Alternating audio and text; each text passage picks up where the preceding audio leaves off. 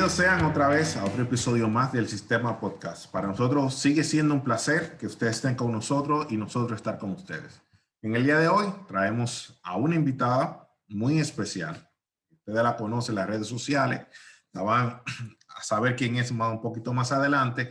Y traemos un tema que está en el medio, en la boca de todos, y es el tema de la vacuna. Como siempre, el sistema quiere traer un tema desde la óptica de profesionalismo y de la educación para responder varias preguntas y conocer un poco sobre el tema de la vacuna.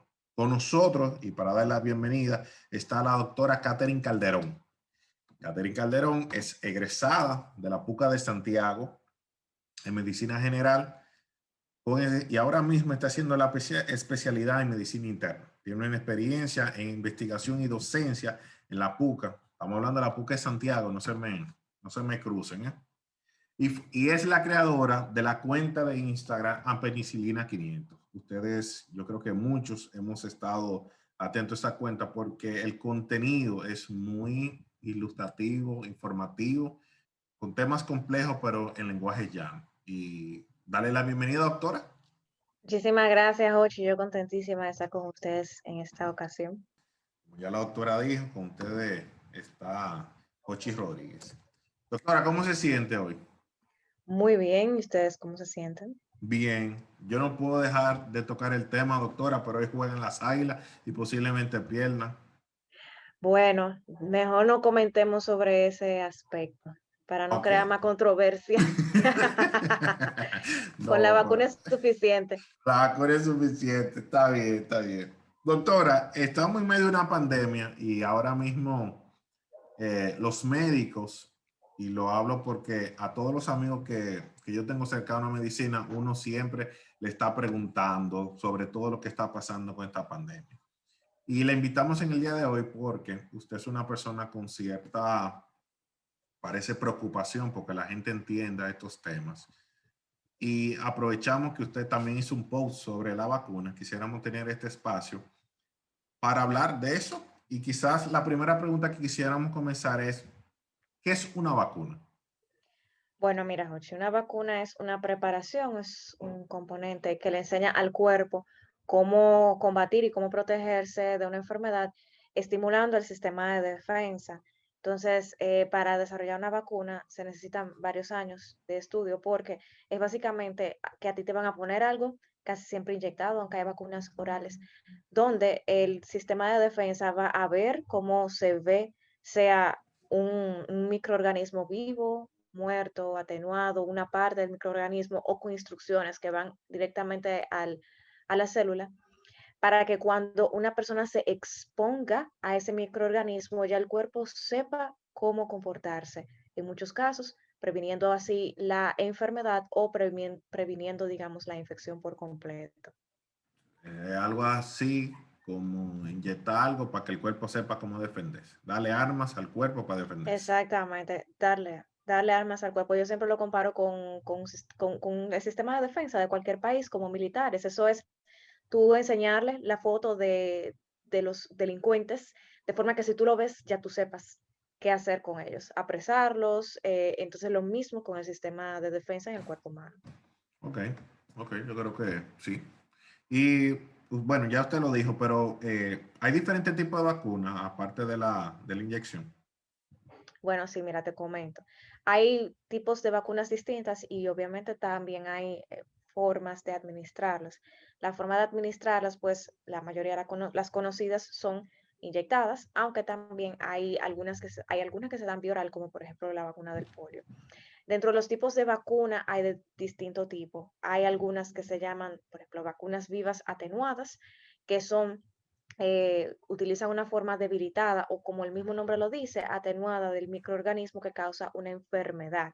Entonces, ese microorganismo cuando te lo inyectan no es capaz de darte la enfermedad, pero sí entrena bastante bien al cuerpo humano para que en caso igual que tú te expongas a él, entonces ya el cuerpo sepa cómo hacerlo. Esas vacunas tienen, digamos, una contraindicación relativa en algunas personas que tienen el sistema de defensa un poquito disminuido, que no está tan bien, porque en algunos casos ese microorganismo que se encuentra atenuado, pues podría causar inconvenientes en esas personas. Por ejemplo, ¿cuáles vacunas son así? La vacuna del sarampión, de la papera, del rotavirus, la viruela en aquel tiempo, la varicela ahora, y la fiebre amarilla.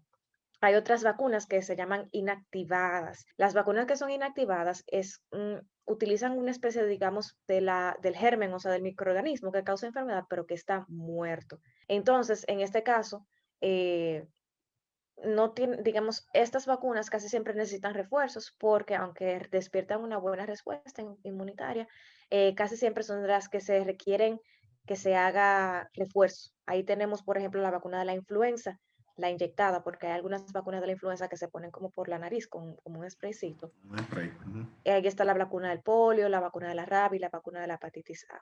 Hay otras vacunas que son vacunas que contienen, digamos, pedacitos, porciones del microorganismo en cuestión, que no tienen ni el microorganismo completo, ni vivo, ni muerto, ni nada, sino que te ponen una partecita en la vacuna, de forma que cuando el cuerpo reconozca esa porción, que puede ser un tipo de azúcar, que puede ser una subunidad, que puede ser una parte, una porción del microorganismo, entonces igualmente se despierta la respuesta inmune. Ahí está, por ejemplo, la vacuna de la hepatitis B, la vacuna del virus del papiloma humano, la vacuna del neumococo y la vacuna de la famosa culebrilla. La Y hay otras, culebrilla. la Me dio culebrilla dos tiene veces. vacuna. Bueno, ya usted sabe que tiene una Tiene vacuna, vacuna. Poco se tarde puede me llegó esa colocar. información. Y digo, penúltimo, la vacuna con toxoides, que los toxoides es una toxina que producen algunos microorganismos que pueden causar enfermedad. La vacuna que se hacen a partir de toxoides, o sea, que lo que contiene la vacuna es un toxoide, es la DDT, que es la que tiene difteria y tétanos, la que protege contra difteria y tétanos. Y por último, las vacunas más modernas, las más nuevas, que son las vacunas que están hechas a partir de material genético, como las vacunas que ahora vamos a tener disponibles, que trabajan con ADN o con ARN. Entonces, básicamente esto es lo que hace, por ejemplo, la vacuna de Pfizer y la vacuna de Moderna tienen ARN mensajero. Ese ARN mensajero, cuando te lo inyectan, va a tus células. Ese ARN mensajero le dice a tus células, mira, prodúceme esta proteína, que es la proteína que produce COVID-19, de forma que si tú alguna vez ves esa proteína, entonces tú sepas que es COVID-19 que está por ahí, pues protejas a la persona contra la enfermedad grave. Entonces, ese ARN mensajero se elimina una vez ya cumple su función, no se queda en tu ADN, no se queda en tu material genético, no te va a salir un brazo, una pierna, no te va a salir un cuerno, o sea que son vacunas muy seguras. Algo similar hacen las vacunas de ADN que son por ejemplo la vacuna de AstraZeneca, funciona así. Igualmente le dice a las células qué proteínas producir de forma que te puedan, digamos, dar protección en caso de que la persona se encuentre ante ese microorganismo de manera natural. Hay ejemplo de esas últimas. De esas últimas, realmente son las nuevas de coronavirus, porque son tecnologías que aunque son relativamente nuevas, tienen unos 30 años que están en estudio, pero como las vacunas tienen, digamos, un componente epidemiológico importante, eso quiere decir, para crear una vacuna, suficientes personas deben padecer una enfermedad para que sea efectiva, todavía no había ocurrido ninguna Por la oportunidad, por así oportunidad. decirlo, Y de, por más feo que suene, ¿verdad? exacto, pero no había una enfermedad de la cual, digamos, se pudiera realizar con éxito una vacuna utilizando estas tecnologías. Y ustedes dirán, bueno, pero quizá hay tal VIH, hay tal cáncer, hay malaria. Se había intentado con algunas otras enfermedades, pero no había funcionado. Entonces, aparentemente, los experimentos cuando intentaron hacerla para COVID-19, pues funcionaron. Y eso no viene simplemente porque a alguien se le ocurrió, sino porque yo no sé si usted recuerda, por ahí por 2003 y luego por 2010 el SARS y el MERS, que son primitos de este COVID-19, dos enfermedades que también están causadas por coronavirus. El SARS, que ocurrió en China y que logró eliminarse y no hay casos nuevos desde el 2003-2004, muchas personas se vacunaron en aquel entonces contra el COVID-19 perdón, contra el SARS y utilizaron tecnología similar. Entonces, a partir de ese conocimiento fue que se pensó en utilizar estas tecnologías y, digamos, son de las primeras en su área. Una pregunta, saliendo un poquito del tema. ¿El VIH es considerado como una pandemia? Hubo un momento en los 80s y 90s que sí se consideró una pandemia, porque los términos de epidemia, pandemia, endemia, tienen mucho que ver con el número de casos que esté afectando a una población durante un tiempo específico y la distribución de estos. Entonces, en los 80s, como era una enfermedad nueva, como nadie conocía nada y se estaban viendo muchos casos de una enfermedad desconocida al 100%, algo similar con lo que vemos con COVID-19, en ese momento sí se consideró una pandemia. Pero ahora, digamos, como el número está un poquito más controlado, pues ya en algunos sitios se considera endémico, pero ya no pandémico. Ok, solo quería esa aclaración. Ujú. Nosotros revisando, haciendo nuestras investigaciones, obviamente encontramos un post muy ilustrativo que usted realizó sobre las vacunas y sobre el proceso de formación de la vacuna. Yo quisiera que habláramos ahora un poquito de cómo es el proceso de hacer la vacuna. Bien, miren, para hacer una vacuna realmente es un proceso que se toma su tiempecito, porque primero hay que identificar, como bien hablábamos, la enfermedad que es para la cual se desea crear una vacuna. Hay muchos estudios que se realizan en ese tenor porque debe ser epidemiológicamente debe afectar a un grupo de personas importantes. ¿Por qué decimos esto? Porque nosotros quisiéramos que hubiera vacuna para todas las enfermedades. Eso sería lo ideal, pero tenemos que estar conscientes de una realidad incómoda y es que las casas farmacéuticas que producen las vacunas eh, también lo hacen con un interés económico, aparte del interés médico y aparte del interés altruista. Entonces, por eso se eligen ciertas enfermedades y quizás de las enfermedades que son más prevalentes, quizás se estén desarrollando vacunas y todavía no hayamos podido dar con la diana. Entonces, que es el caso, por ejemplo, de la malaria. Pero primero, básicamente, son tres etapas. Primero se identifica la enfermedad, luego se identifica qué es lo que yo voy a poner en esa vacuna. Y ahí comienza una parte que se llama parte, digamos, preclínica. Preclínica porque todavía no voy a experimentar con personas, sino que voy primero a ver en un laboratorio qué es lo que le voy a poner a la vacuna, cómo la voy a poner, si es oral, si es inyectada, si es en forma de un spraycito. Luego, en estudios de laboratorio, que se llaman estudios in vitro, yo voy a tomar modelos animales y en esos modelos animales yo voy a ver cómo funciona ese prospecto de vacuna que yo quiero dar. Si los animales le va bien en el estudio, si no se mueren, si logro dar con una dosis que yo entiendo que es una dosis segura para animales y también entiendo que para humanos, paso a la parte clínica, a la fase clínica que comprende de 4 etapas. La primera etapa, que es la fase uno, que quizás estemos un poquito familiarizados con los términos porque los hemos escuchado mucho, sobre todo el año pasado. La fase uno se hace en un pequeño número de personas, casi siempre que son voluntarios sanos. En algunas ocasiones se permite que participen personas que tienen enfermedades catastróficas, que quizás no tengan tanta expectativa de vida y en los cuales cualquier intervención, digamos, puede tener más beneficio que riesgo por su condición precaria. Por lo general no son aleatorizados y por lo general no tienen ciego, es decir, todo el mundo sabe qué está recibiendo y en qué dosis.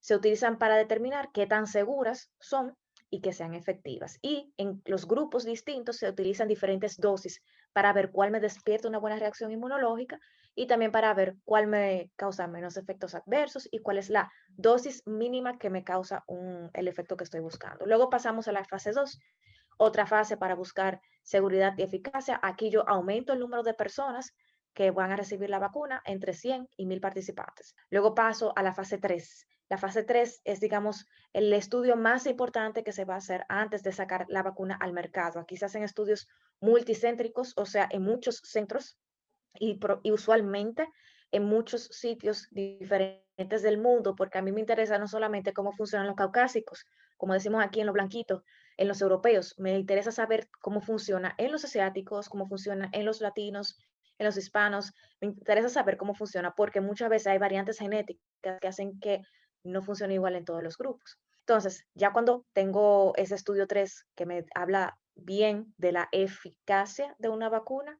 que son los numeritos que vemos, que el 94, 95% de Pfizer, luego sale la fase 4.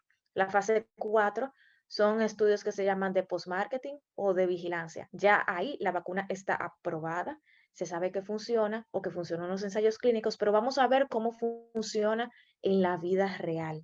Vamos a ver cómo funciona cuando la gente, porque en ensayos clínicos yo cumplo un protocolo estricto, pero sabemos que la vida real no es un ensayo clínico. Entonces, en la vida real podemos ver cómo funciona la vacuna en grandes grupos de población, en más edades, cómo funciona cuando la gente se le olvida o no se quiere poner la segunda dosis, por ejemplo, cuando se ponen dosis distintas por algún, no que sea así, sino por alguna condición.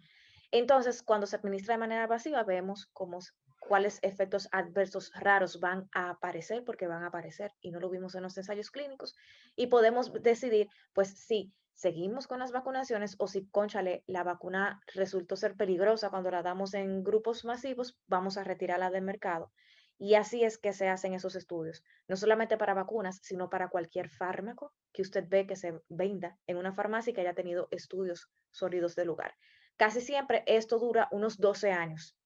Entonces, quizá usted me pregunte, pero esta vacuna se hizo en menos de un año. O sea, ¿será seguro hacerla o administrarla cuando por lo general esos procesos duran entre 10 y 12 años? Y para mí la respuesta es un poquito compleja, pero yo la voy a resumir en que cuando hay tiempo, cuando hay dinero, cuando hay interés y cuando hay cerebro, pues las cosas salen. Entonces, estamos en una crisis global sanitaria.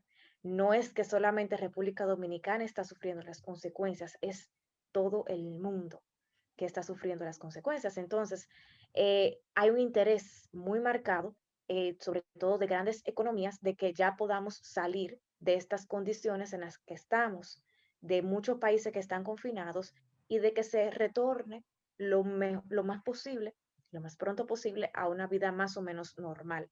Porque de nada me vale que en países, por ejemplo, anglosajones, caucásicos, de primer mundo, estén bien, si los países como nosotros, de medianos y bajos recursos, no están bien porque a dónde irá la gente de vacaciones, por ejemplo, por decir algo. Entonces, es un interés global marcado y por eso se desarrolló de manera tan rápida.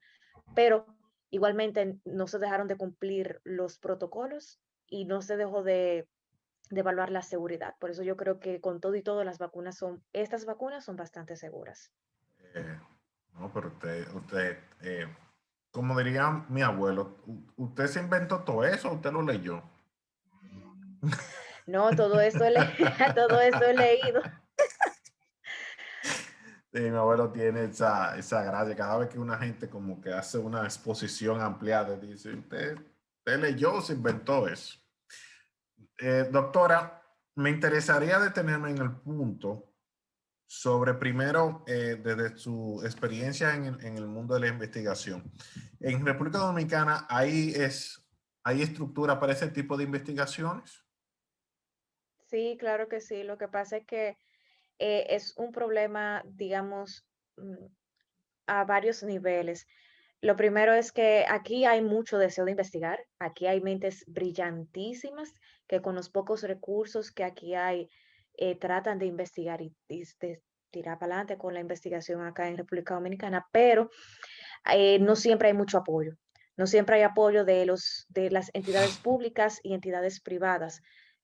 No siempre tampoco hay el interés en, por ejemplo, a nivel de pregrado, porque las asignaturas de investigación son vistas como que son obligatorias, de que son canzonas, igual en posgrado, por ejemplo, en las especialidades, la gente hace las investigaciones para salir de paso.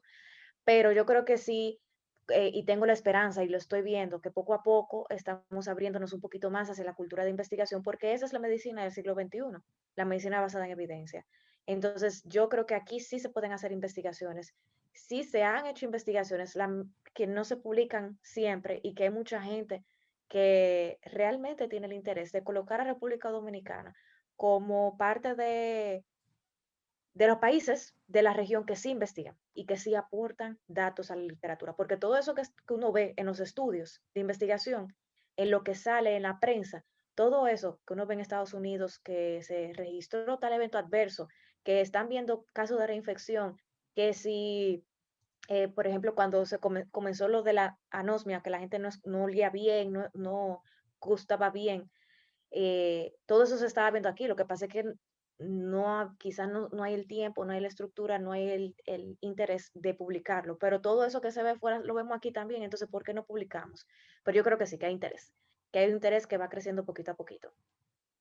Yo creo que yo soy de las personas que entiende que después de esta experiencia, nosotros deberíamos salir, por lo menos, con un instituto de investigación, o yo no sé qué, porque Aquí, realmente perdón que le interrumpa, yo creo que es fundamental que nosotros tengamos nuestra propia voz en estos tipos de procesos. claro que sí, y aquí hay muchas iniciativas, aquí hay muchas, casi todas las universidades que tienen escuelas de medicina. Si no tienen sus institutos de investigación o sus departamentos de investigación, tienen profesionales que trabajan con líneas de investigación muy interesantes que a veces no encuentran el apoyo porque publicar, por ejemplo, es un trabajo arduo que involucra tiempo, involucra dinero. Y yo creo que aquí lo que se debería es hacer fortalecer la investigación y dedicarle fondos suficientes, no solamente a nivel público, sino también, ¿por qué no?, de parte de las compañías privadas, porque de que hay estructura, la hay. Eso es bueno saberlo, y por eso que quise aprovechar esa ventana para hacer la pregunta. Bueno, tenemos que tocar el tema porque uno ha visto profesionales del área con opiniones encontradas en relación a la vacuna cuando se usa la metodología del ADN y el ARN. ¿Por qué esas posiciones encontradas sobre ese método?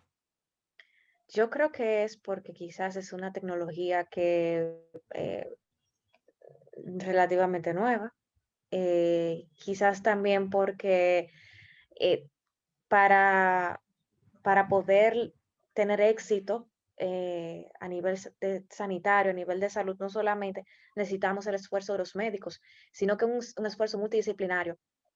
Yo como médico, a mí me gusta mucho la parte de difusión de información científica, pero yo entiendo que no es lo que a todo el mundo le tiene que gustar, no todo el profesional de la salud le tiene que gustar la parte de difusión de información. Entonces, quizás necesitamos un cuerpo mejor de difusión de información que esté a cargo de mercadólogos, de publicistas, que nos ayuden a explicar mejor estos asuntos y a aterrizarlo. ¿Por qué? Porque hay mucho miedo, sobre todo porque la vacuna se creó en tiempos récord y yo entiendo que no ha sido por nada malo ni por nada negativo, sino por lo que comentaba anteriormente, de que hay interés y mucho dinero. Para muestra un botón, hay más de 150 prospectos de vacuna ahora mismo desarrollándose contra COVID-19 en muchísimas partes del mundo. Entonces, no solamente son estas tres que escuchamos, Moderna, Pfizer y AstraZeneca, sino que muchísimas más. Entonces, eso demuestra que cuando hay dinero y hay interés y hay conocimiento, las cosas se pueden hacer. Entonces, yo creo que ha sido un poquito de el miedo, la falta de conocimiento de cómo funcionan estas vacunas, esta corriente de antivacunas que se ha venido desarrollando con fuerza en los últimos 10 años, todo junto, más una situación donde estamos un poquito atemorizados, donde estamos asustados, donde estamos desanimados, eh, todo junto como que da el traste con que este tipo de situaciones ocurra. Yo creo que ha ocurrido con prácticamente todo lo novedoso que ha salido en algún momento, porque algo similar pasó con, por ejemplo, se me ocurre el caso del VIH, cuando salieron los antirretrovirales. Al inicio fue un reto grandísimo para que la gente los utilizara y ahora mismo, pues realmente ya el temor ha disminuido, así mismo con las vacunas contra otras enfermedades. Entonces yo creo que es un poquito de eso. Y qué buen ejemplo usted ha tomado con los antirretrovirales para el VIH, porque prácticamente ya el VIH es una enfermedad controlable. crónica, sí. Y ya la gente puede vivir con su VIH y morir, como decimos, de viejo. Sí, sí. Doctora, discúlpeme, pero tengo que hacer esta pregunta. Hay Claro. personas que entienden y también hay posiciones encontradas sobre si la vacuna realmente es la única salida de la pandemia o no.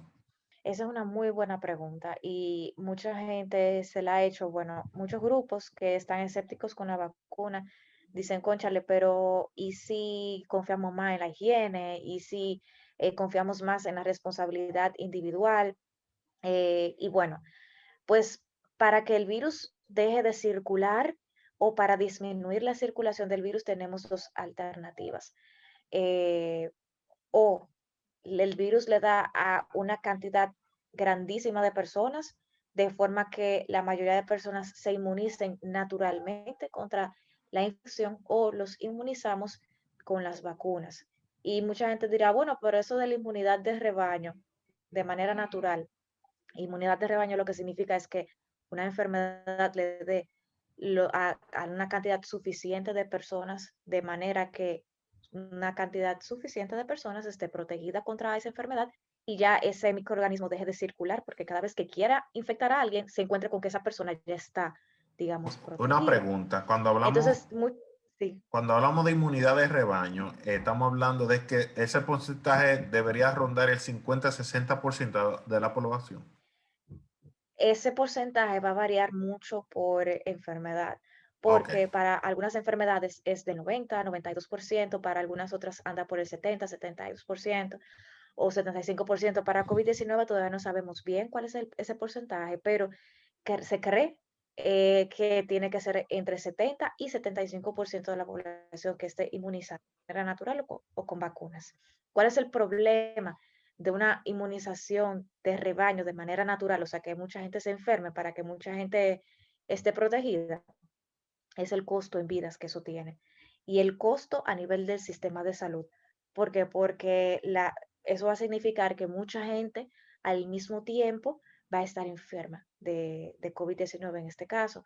Eso hace que se me desborden los sistemas de salud y que pues colapse, que fue el caso que recordamos en Italia, que fue el caso que recordamos de España, muchos sitios de Estados Unidos, y como cerca de como nos vimos aquí por allá por junio, julio, agosto.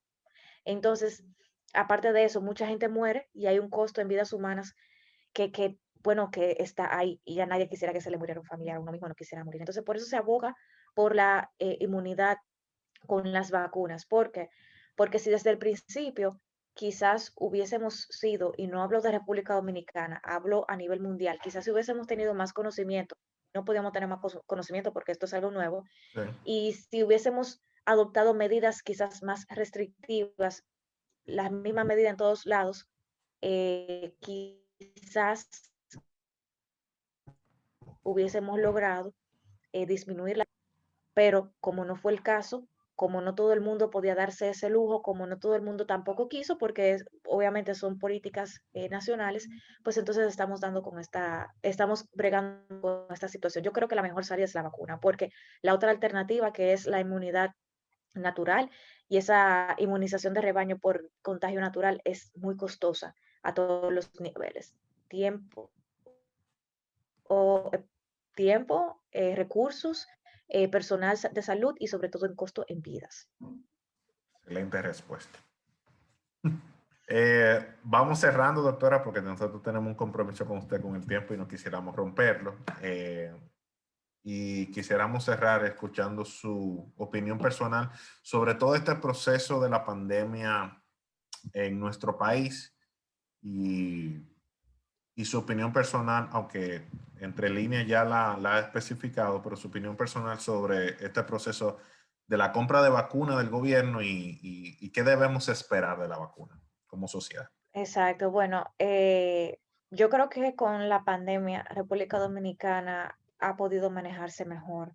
Hay una parte de educación que yo creo que tanto el gobierno pasado como el actual ha debido, o debió más bien, invertir un poco más en esa parte para que la gente conociera mejor por qué estamos tratando de cuidarnos así. Además de que eh, no solamente se trata de hacer un toque de queda, sino de acompañarlo con otras medidas complementarias, de manera que la gente no se sienta que está simplemente aprisionada en su casa, que se le está cortando su ingreso para nada, para que dos o tres hagan desastres por ahí por el medio. Entonces yo creo que nos hemos podido manejar mejor y por eso estamos donde estamos, lamentablemente. Pero yo creo que hay una luz al final del túnel. Yo creo que nosotros podemos continuar cuidándonos, continuar eh, tratando de vivir con el virus y a pesar del virus y con las medidas que nos han ordenado nuestras autoridades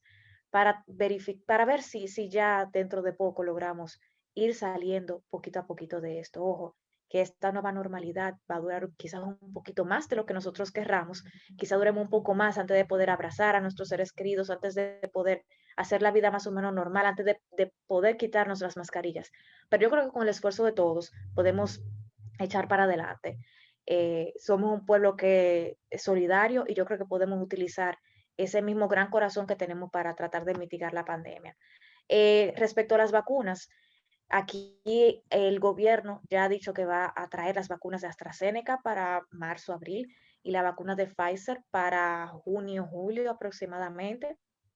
Yo creo que desde que le ofrezcan la vacuna, cual sea, porque las dos son muy buenas, póngasela, porque la vacuna te ofrece no solamente que te evita o trata de evitar que te enfermes por la infección grave por COVID-19, sino que nos da un poquito más de esperanza de que podamos, pues pronto, como decía, retornar a nuestras vidas más o menos cotidianas como las conocíamos antes del 2020. Em, yo creo que quisiéramos un poquito más de claridad de parte del gobierno de cómo van a ser estos programas de vacunación, cómo se van a hacer, porque sabemos que hay algunos, por ejemplo, la vacuna de Pfizer necesita algunas condiciones específicas para ser almacenadas respecto a la vacuna de AstraZeneca, por ejemplo. Entonces nos gustaría saber cómo se van a hacer cómo se va a hacer este proceso.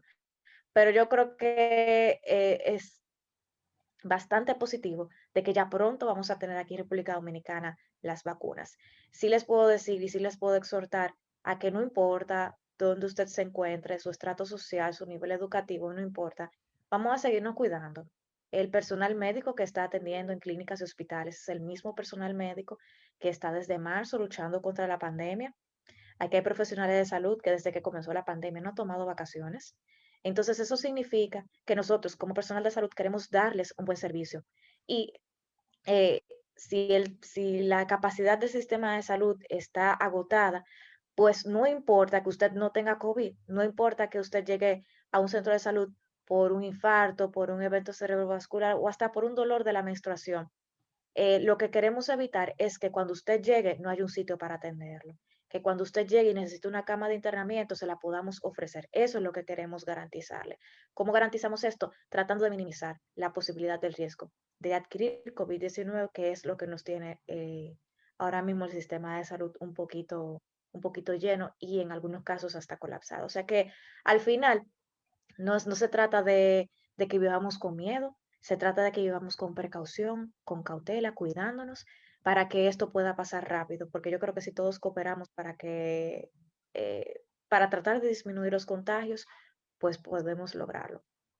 Bueno, doctora, ¿me escucha? ¿Aló? ¿Me escucha? Sí, Ah, sí, ok. Bueno, pues muchas gracias, doctora Catherine Calderón, por este tiempo con nosotros. Ha sido muy fructífero y espero que quienes escuchen también puedan disfrutar de lo que yo he disfrutado de todo. De nuevo, gracias. Y este es el Sistema Podcast. Estén atentos a nuestras redes sociales, @el Sistema DR. También sigan a la doctora en @piscilina500. ¿Lo dije bien? sí, Ah, excelente. bueno. Bueno, pasen buenas y será hasta una próxima.